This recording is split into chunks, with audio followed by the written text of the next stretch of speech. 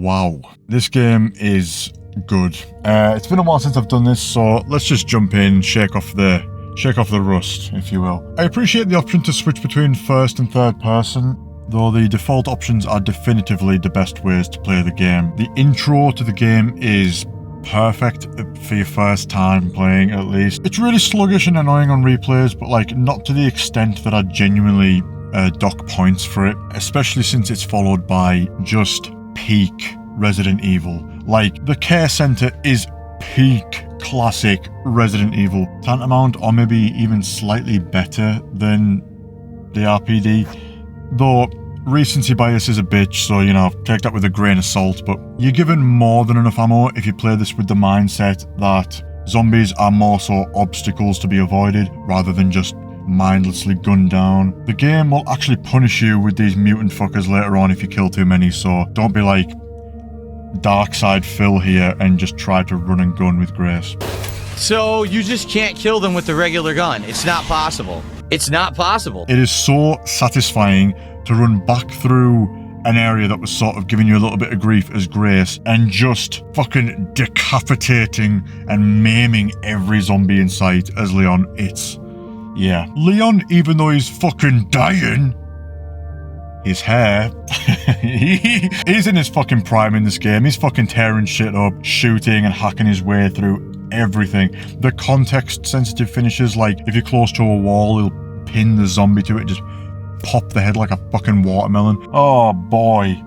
Oh boy. The game kind of misleads you into thinking Leon isn't going to play as big of a part as he does. The first few sections where you play as him, they're like 15 to 20 minutes each. Then it's back to another lengthy grace section every time, which, by the way, not an issue. The grace sections are pretty much just as fun, if not more so, than the Leon sections. But when you get out into the city and you unlock the upgrade system, this whole huge fucking area you've got to explore kind of gives me The Last of Us vibes. Oh man, there really is such a good blend of that classic reined in claustrophobic style of the older games, fucking classic, complemented by the first person perspective in Grace's segments, and also that like over-the-top Resident Evil 5 and 6 bullshit that you get with Leon's segments. Normal enemies are kind of more memorable than the stalker enemies in this one though. Like, the singers are very eerie.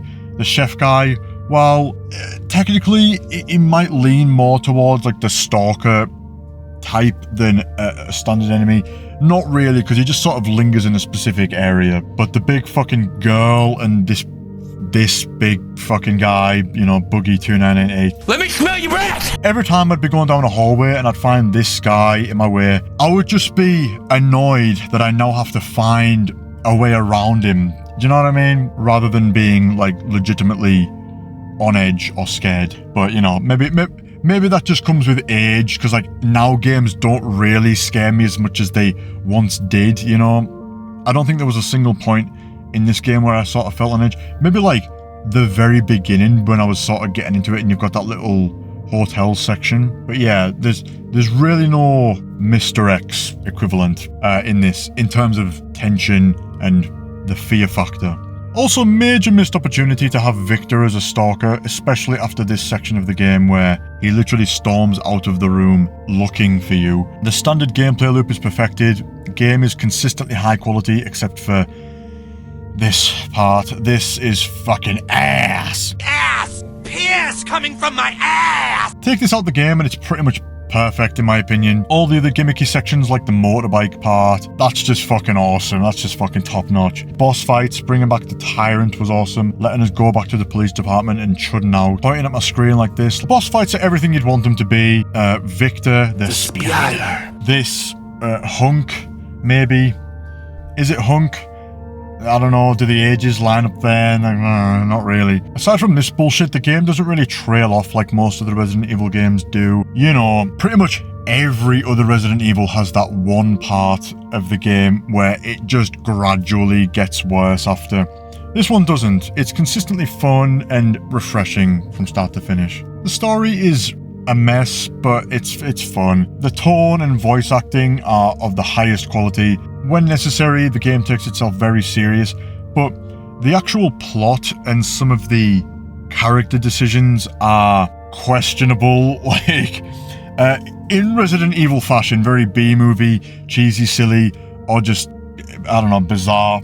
Like, why does Leon just stand and let this poor lady get her insides reshuffled by the chainsaw guy? I think I want a second opinion. Grace is probably the best and most emotionally believable protagonist we've ever had in a Resident Evil game. On the other hand, the antagonists are like, Victor is fucking awesome and an amazing design. We just don't really see enough of him through the game, in my opinion. That's also why I think it's a major missed opportunity that he wasn't used as the main stalker of the game. And then we've got Zeno, who I was convinced was just Wesker, or like a clone of Wesker, until I finished the game and looked him up. I thought I was just being a fucking idiot, but no, he is an original character debuting in this game, and, you know, spoiler alert, he dies in this game too. So again, a bit of wasted potential. So in retrospect, after sitting with it for a few weeks, yeah, the story is just kind of like a means to an end for those like epic set pieces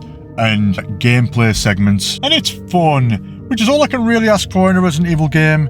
It's serious enough, and Grace's voice actress really sells those parts that are meant to be taken seriously. Often there's a very clear level of quality that most video games sit at. Can simply just label it like video game voice acting. This is the notch above that, sitting up there with like the new God of War games, and I'll mention it again, like The Last of Us, you know the type. My only real main gripe with the game is I'm just sort of disappointed with the lack of post-game content. No mercenaries or anything. Also, no real incentive to replay the game because there's no actual difference between the two standard modes. And Insanity is just so difficult that it's not even fun. It's unbalanced and clearly only really intended to be played with infinite ammo. So if I was going to dock points, I'd say whatever you're intending to add in this confirmed DLC better also come with some real post-game content. Not just, yeah, here's a mode where it takes 73 shots from like a regular gun to kill a zombie. Capcom, you're good, so I'll allow it, but just don't get cocky. Yeah. But not to end on a sour note, I think the game was fucking brilliant. I loved it start to finish. Yeah, that's it really. Stay tuned.